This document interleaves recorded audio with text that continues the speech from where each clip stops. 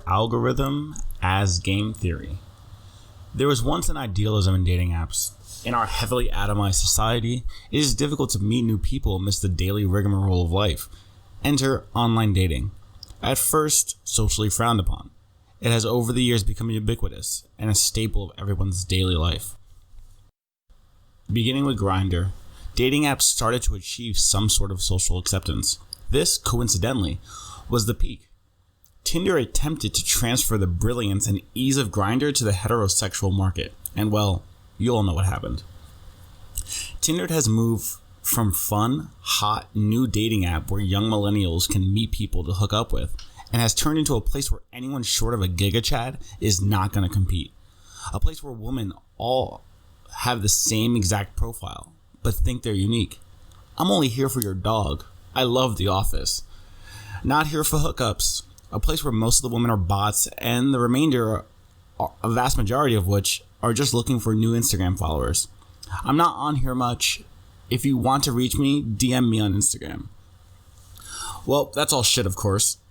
Over the years, I've done quite a few analyses of dating algorithms and how to optimize for success, and only recently was it pointed out to me that I have a unique perspective. Right now, the Tinder algorithm is in a bit of a dark age. It used to be based on the ELO, a chess ranking system that determined your social ranking based on matches and replies. If you match with someone of a higher rank than you and they respond, your rank increases. If you responded to someone with a lower rank than you, your rank decreases. This adversarial ranking system has some fun exploits. For instance, I used to message women with provocative messages that would garner a response. Something not so vulgar that they'd block me, but inappropriate enough that they'd still decided to either agree, which was always great, or tell me off. Either way, my rank would increase. Somewhere around February 2019, the algorithm shifted. Tinder claimed it prioritized proximity and online status, amongst other things that they've kept secret. It seems, along with the increased price to the boost feature, that the algorithm has increased prioritization of boosts. Why does this matter? Well, it's game theory, really. Specifically, the prisoner's dilemma. For those unfamiliar, the prisoner's dilemma is as follows. Two prisoners are given an offer that they can either tell on their comrade and go free, both can serve time, or both get a light sentence. I'm paraphrasing. This dilemma has many applications in decision theory. A notable example is with Southwest Airlines. Before 2007, Southwest had a first-come, first-served boarding policy. People who arrived first received priority seating, and those who arrived later were put into a lottery, effectively. In 2007, they began to group passengers into boarding groups, A, B, and C. The highest priority seating was given to those who checked in online 24 hours in advance. Then, subsequent groupings followed based on time. This prioritized prior planning over camping out at the gate early. In 2009, Southwest revealed its new feature, Early Bird Check-In. If you pay a small fee of $10, Southwest would check you in at the earliest time of 24 hours prior.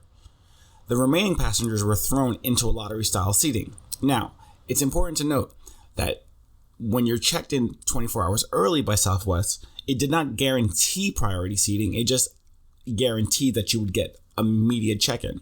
So it is possible that if everyone chose priority seating, that you would be put into a lottery with every other passenger.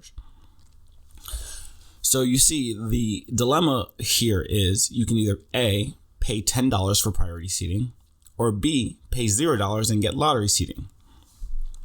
Since, like in the prisoner's dilemma, every person is making the same choice, you are in much the same situation as the convict deciding to sell his partner out and go free, or to stay silent. The problem is, without prior knowledge or the ability to communicate with the other member of the dilemma, the optimal strategy is to choose to rat out your partner. Therefore, everyone loses. Everyone who wants to get priority seating in this case is now forced to pay for early bird seating because all the others that care for it definitely will. Buying early bird is what's known as the dominant strategy. To bring this back to Tinder, The previous system was much like Southwest's lottery system. If you were clever, chose the correct pictures, and had the correct DMing strategy, you could be pushed to the top of the dating queue. Much like if you were willing to camp out at the airport early. This has clearly been replaced by the new dominating strategy of boosts. If you really care about your profile being seen because you aren't receiving organic matches or you're just tired of being single or celibate, then you will pay the insignificant fee of $7. If Tinder did what I believe it did, then the priority queue of boosts is a true priority now based on online users and proximity.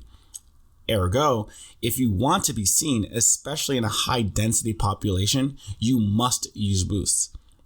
It is very unlikely, unless your profile is in the top 5% of men, that you will be seen given the nature of female users, which I'll speak on more later.